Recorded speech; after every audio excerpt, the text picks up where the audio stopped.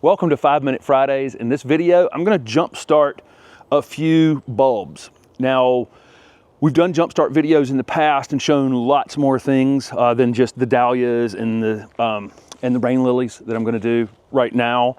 We've shown peonies this way, caladiums, elephant ears, cannas, calla lilies, begonias, liatris, all kinds of things. And then there's some bare root things you might get at a garden center this time of year. I'm going to take these and I'm going to put them into a pot temporarily, root them out just a bit and jumpstart them while we're still 3 or 4 weeks away from our average last frost date. And that way they're not continuing. You know, when you dig something out of the ground like this and it's bare root, or if it's a bulb or a tuber, you know, whatever it is, once you dig it out of the ground, it's in the process of dying in this bag, right? Slowly but surely it's losing moisture. So I want to get, if I get it into a container like this, a small container which is still mobile, I can start to get it to root out, get kind of almost come back to life, come back out of dormancy, get started, put a little roots on, and then April 15th, which is my average last frost date, yours may be later, yours may be earlier, you can then go ahead and stick it in the ground, right? The other thing that I might do as well is we start a lot of perennials from seed, and some of our perennials can take a little while to establish themselves. So if you'll look on the seed packets for a lot of the perennials, herbaceous perennials, the ones that go to sleep and come back, a lot of the annual flowering things only take like 3-4 weeks from seed. They come up, they're big, they go in the ground, they just grow like crazy.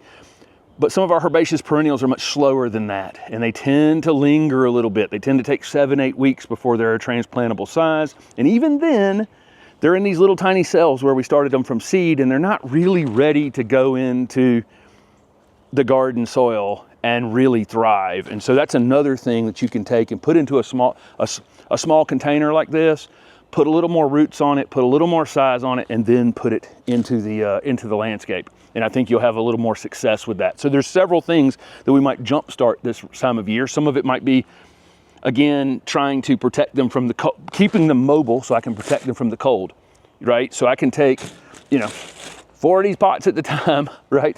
I can take into the house after, if we're going to get any kind of freeze, or, you know, these dahlias are not hardy, you know, outside above the ground in a container like this if it's freezing outside. So we'll just leave them, by having them in the container, bringing them kind of, again, waking them back up, but I'm leaving them mobile. We'll just take them into the kitchen if we need to, take them back out as soon as it warms up. We probably only have about 2 nights we have to do that. The black container is, you know, one of the main reasons black containers are used in the nursery business is because they absorb some heat. So while it is outside on the warmer days, it's going to absorb some heat on that container and really get them rooting out and get them started and allow them to jumpstart again.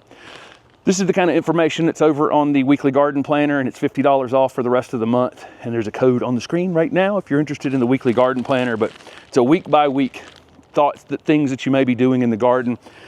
A lot of these things are available right now. That list that I went through earlier, these are available, but they're not necessarily, it's not necessarily the time to put them in the ground with some chance that they'll freeze here in the next few weeks. So again, this is our strategy. We put them in we put them in a container. The soil that we're using in here is actually some compost mixed with a little pine bark. This is the veggie mix from Soil3, but any kind of well-drained soil, it wouldn't matter. And I don't need to fill the container up. I only put about 2/3 of the container with soil. Okay, I didn't want to, I'm not trying to root I'm not trying to grow the plant into a big giant plant right now. I'm just trying to give it a place to kind of rehydrate and get itself going, and then I'll put that small little plant into the ground in just a few weeks, really. Just a little later than we normally do this. We usually have these, do this video a little earlier in the season. But this dahlia tuber is called creme de cassis, I think. Is that right, Steph? Creme de cassis? Okay. All right. There's, you know, with these dahlia tubers, it can kind of be hard to figure out, you know, where, you know, up is down and down is up. But I can see the stem on this one from last year. And in fact, it's got a little bit of new growth on the side of it. You see that?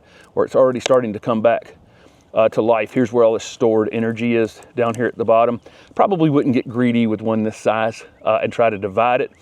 But we leave ours in the ground here. We're right on the edge of where we can leave dahlias in the ground, and we can pop them up this time of year and divide them into, and we probably could divide them into 3 or 4 containers right now and grow them out a little bit and then put them back in the ground. But this one, I don't think there's a possibility of me really being able to divide this right now. So I'm not gonna be greedy. I'm just gonna plant this basically to where it was last year. This is the part that was sticking out of the ground.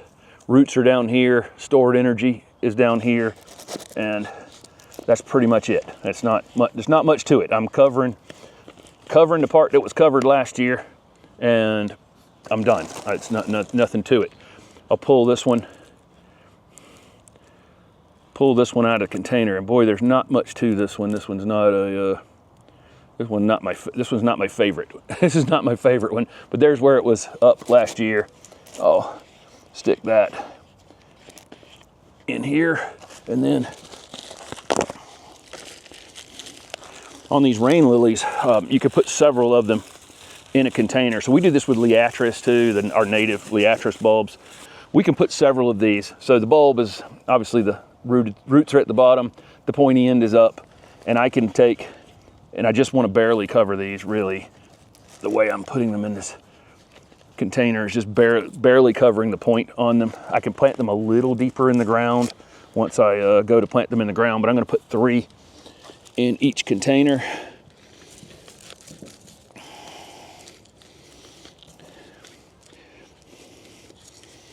I could just put the 3 in the container and then dump some soil on top of it. That's another strategy I could use.